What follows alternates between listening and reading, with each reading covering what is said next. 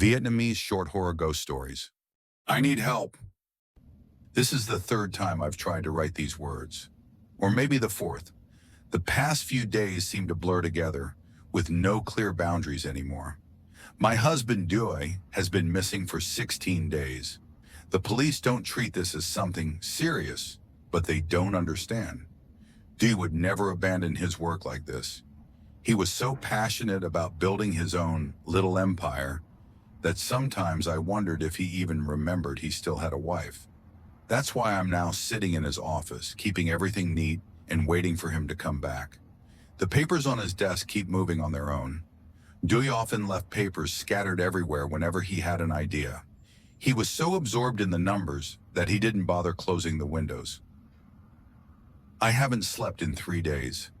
Last night the sound started, just whispers, the faint noise of paper sliding over paper in the eerily silent space.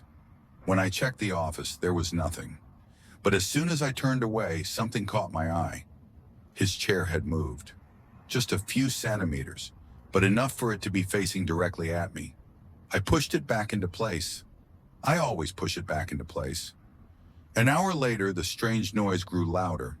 At first it was muffled, like something trying to speak through layers of walls. I found papers scattered across the desk, documents I had neatly arranged, client contracts, transfer orders. The numbers were written in my handwriting, but I don't remember writing them. Dee was always adamant about not letting me interfere with his finances. He made that very clear on that night. Every morning his chair is turned to face the door.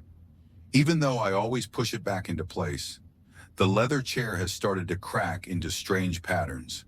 On the armrest, there's a stain that's growing darker. No matter how much I wash or scrub, it's still there. It's now 2:15 a.m. More numbers, still in my handwriting, cover his desk. Transfers, passwords, account PINs, spaced 3 hours apart, just enough to avoid detection by the bank systems. I didn't write these, but there's ink on my hands. Suddenly, there was a scratching sound coming from beneath the floorboard under the chair.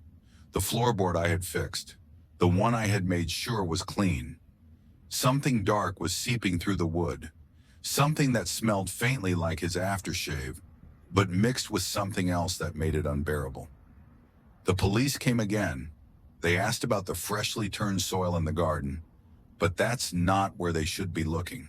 They never look in the right place, and they never ask the right questions.